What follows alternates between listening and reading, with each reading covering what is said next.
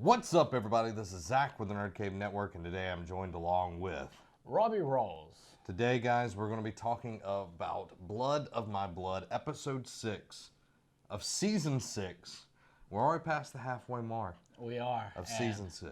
It has been filled with turns and Twists and doors and build. doors.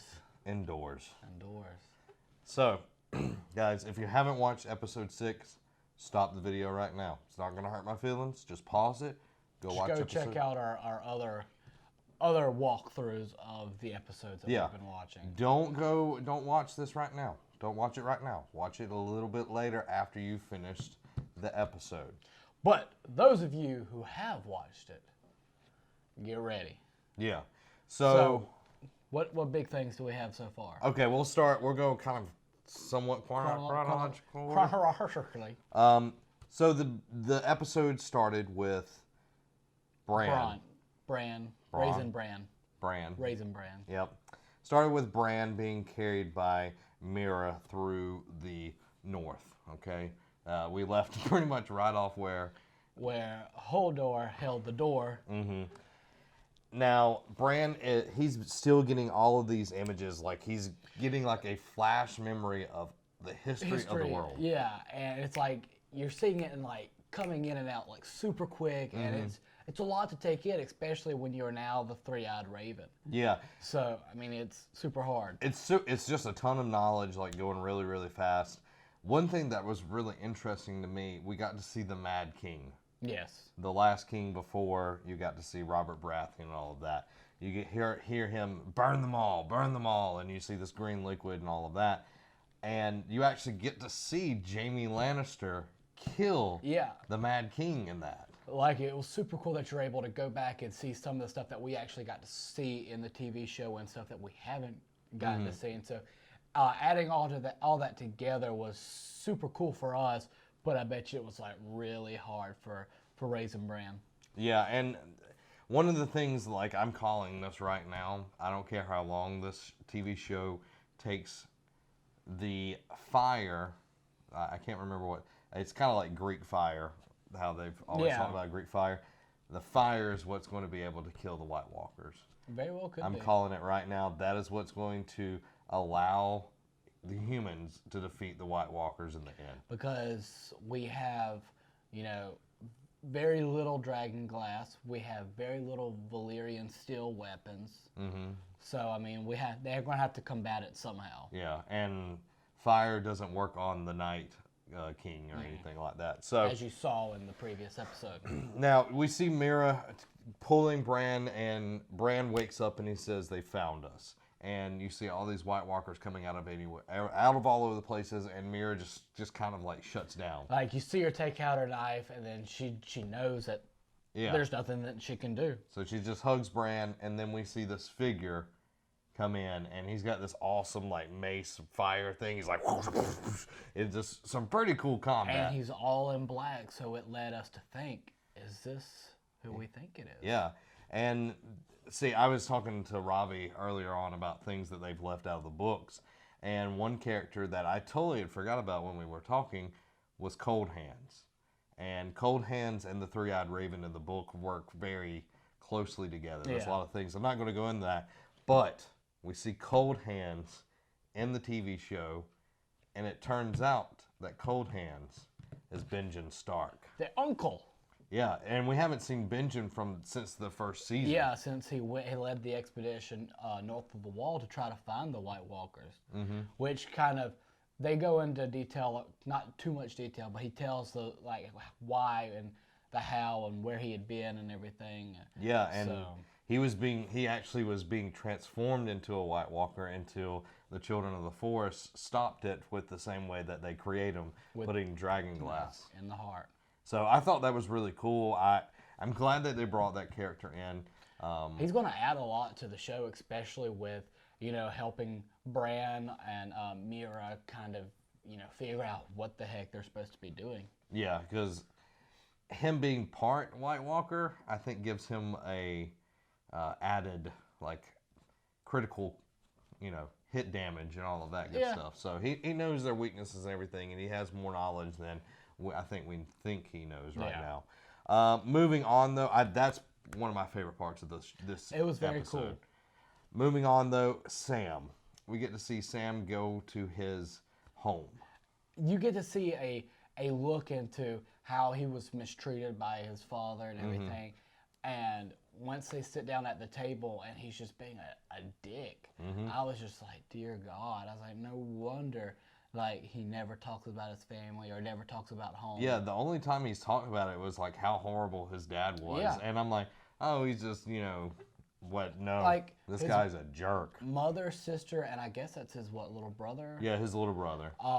They all seem really cool. And then once they figure out that Gilly is He's a wildling, he just flips his crap and goes Yeah. crazy. And what he doesn't know, he was ever saying that, I thought sending you to the wall would make you a man. From where he started to where he is now, you see him, he's toughening up. Like, he fought to protect Gilly and little Sam from the White Walker. He's actually killed a White Walker, and not very many people have done that. Yeah. So, his father doesn't know it, and it's like once Sam gets there, he's like belittled so much that he goes back into his shell, and if he would just, I feel like if he would just stand up to his father, then, Yeah. but Slap him around. But I thought it was pretty interesting that, his father said you could leave the girl here and all of that. She'll be but you have to go. but you have to go. And then he was totally going to leave. He was just going to accept the fate that what his dad put down, and then he comes back in and he's like, I'm not leaving y'all. No. And what was really cool is it introduced another Valyrian steel weapon, Heartsbane. Yeah, Heartsbane. So And he takes Heartsbane, which is the ancestral sword and everything, and that's going to be I'm sure that's going to be some kind of prominent part of the show if they took the time out to film it. because like right now we know of I think maybe 4 or 5 Valyrian steel weapons that are in play. Lannister has it. Brienne has it. Snow has one, and now Sam has one. Yeah. I can't remember who has the 5th one, or is there even a 5th one? I don't remember, to be honest. I don't count swords. Good thing that they're out there because those are one of the few things That besides actually can, kill. other than dragon glass. Moving on to Arya. Arya was tasked with an assassination from the many-faced god to kill an actress last episode, and this is her second and final chance. Like, she comes into the, I guess, house of black and white or white and black, whatever, and she was tasked, and like this was her second chance, and she knows that if she does not complete this task, that it's not just okay, then you're banished. No, it's your face or her face. Yeah. So that's a big thing right there that Jakin has put down the law. This is going to happen regardless. Somebody's face is going to get added to the wall. And I think seeing these people act and seeing them, she kind of attached to them, which was kind of weird. I don't think it was... The only person she attached to was Cersei. She didn't like anybody else, but she saw, like, I guess, the emotion that the woman who played Cersei had. Like, you saw her getting that kind of delayed reaction to where she didn't actually get to see Joffrey die, but being able to see where he died in the play. Like, you saw the kind of like the maniacal enjoyment that she got out of it. But, like, and then she saw the emotion that the woman had put into that, and then her encounters with her behind the set and everything kind of led her to, attach to her, get a little bit, found out that she liked her, and she's never killed somebody that she likes. Yeah, she's killed people who she hates, who's on her list, and everything like that. Or absolutely had to kill to survive. Yeah, and her actions of breaking the glass, slapping it out of her hands before she could drink it, that's a big step right there. She decided right then and there that she is Arya Stark, that she isn't She has the name. She is not a girl. The girl has a name, and her name is Arya Stark. And moving forward, it's going to be interesting to see what happens. I'm very happy that she has Needle back now, and I hope and pray like I was praying for so long for Starks to start getting back together. So I hope Arya finds Sansa and Jon. Yeah. Pretty cool. It's going to be interesting. I just hope she can get out of there alive because somebody's coming for her, and she wants her. She wants her. So, moving to the next point, before we get to Daenerys again ends the show. She didn't end it last week, but she ended it the week before. Big part of the show. And She's episode on fire 4. lately. Ha ha ha. So we saw last week that the Lannisters are trying to play the Tyrells to get Marjorie back, to kill the High Sparrow and everything. They're playing everybody, trying to get their power. The High Sparrow knows something's going on. Like, the High Sparrow is way smarter than anybody's giving him credit for. Because, like, he was one of those people that we did not expect to be a player in the Game of Thrones. No. But he has come in and just, like, busted down every wall and said, I'm here to play and I'm here to win. And did he come in like a wrecking ball? He came in like a proverbial Miley Cyrus wrecking ball. Now, what was pretty interesting, he gave Tomlin access to Marjorie, that he could talk to her, that he can converse with her. And when he was talking to Marjorie, she was acting really strange. As we saw in the last episode with her, where she's talking to Loras, she's like, you can't let them win. You can't, give up on all of that. But the way she was acting, it was like, oh, she finally succumbed to the brainwashing that she finally gave up. And the way she was talking. Now, I was thinking, something's off here. She must be playing some kind of game to get out of there. That's what I was thinking when that scene was happening. But seeing as where it left off with her about to do her walk of atonement and all that stuff, and, the king comes out and they're like, the crown and faith are one. I was like, maybe she wasn't kidding. Maybe this really has taken place. I don't know. I think she's playing. I really do. I think she's playing to get out of it. Because she didn't know that the Tyrells were sending their army in and everything. I think she was doing whatever she had to get out of there. But now you got, oh my God, Lannister. Tomlin. No him. Jaime. Like, he's being sent off because he tried to protect her and everything, and now, like, the High Sparrow, like I said, he knows what he's doing. Like, he is in so much control right now that it is not even funny. Well, and the whole, like, bringing in the Tyrell army and all of that, like, when he saw that, he was like, oh, they played right into my hands. He knew what was going on. Yeah. He knew that was their power move, and he had one better. He had the king in his hip pocket because he had the king's wife, and the king, he likes to do the dirty, if y'all don't know that. Yeah. So that was his way of getting that, and I can't remember the head of the Tyrell house. He looks at his mother. He's like, what's going on? And he's like, she said they won, or he won. That's a big thing. And I wrote this down about Jaime. We talked about him being stripped and everything. He's been part of the Knights Guard for a very long time. Yeah. I think he was in his teens, like 14 or something like that. He's been part of it. He killed the Mad King. He served under Robert Baratheon. He served under Joffrey and Tomlin, and was the Lord Commander of the King's Guard since Robert Baratheon. Well, actually, anyway, I'm not going to get into all of that, but he became the Lord Commander of it. So he's dedicated his life to the King's Guard against his father's will. Now, this is the point right here that I think is an awesome thing that's happened.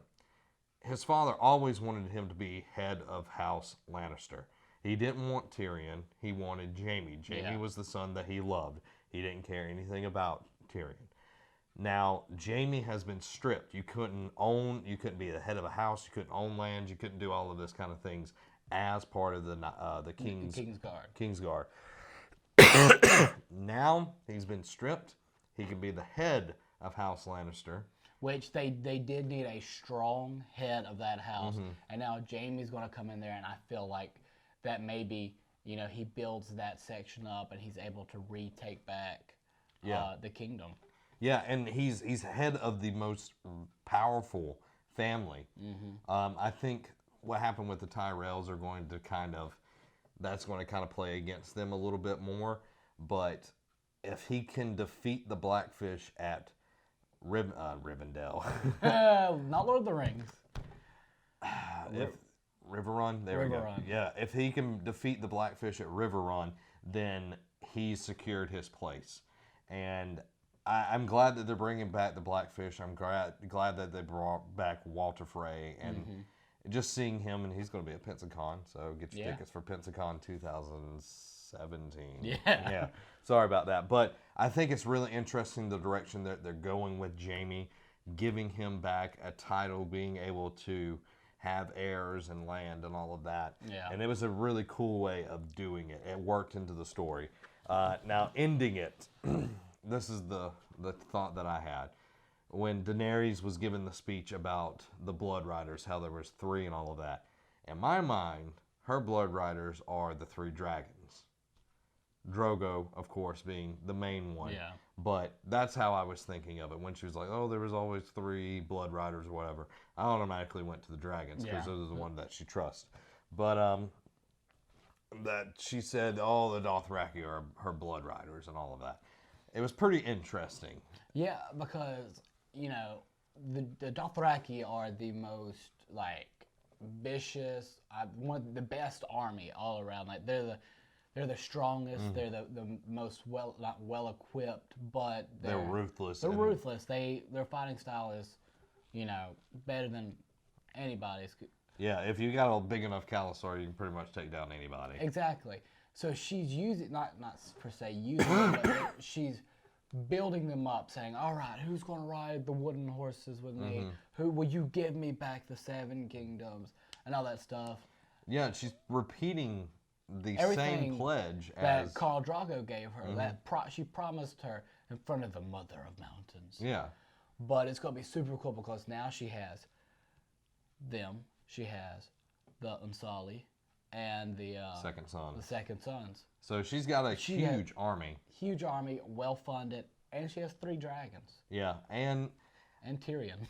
And Tyrion, which is still my favorite character. Mine too. But I really, really hope that the Greyjoys meet up with her and give her their fleet. I don't think that's going to happen right away. No, because she said, how many ships will we need?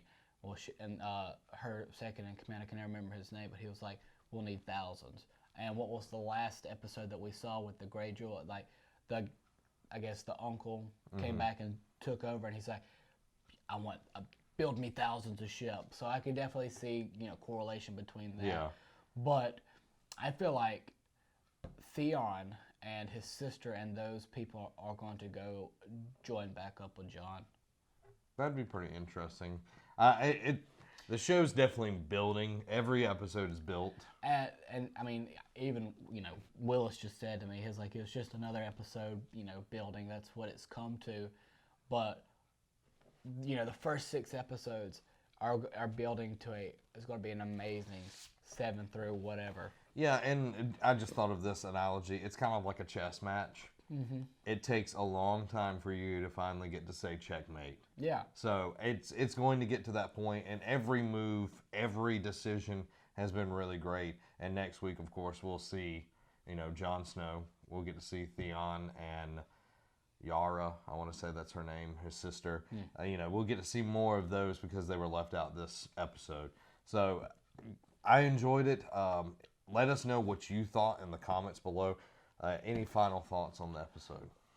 This season of Game of Thrones has been wild. It's been an adventure. I mean, I can't wait to get to the next episode. I thoroughly enjoyed tonight's episode. Yeah. Episode 7 will be coming out next week, and we'll be doing another reaction video to that episode.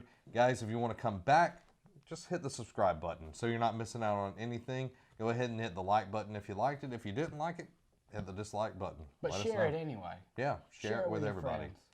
Guys, this has been Zach. And Robbie. Have a week.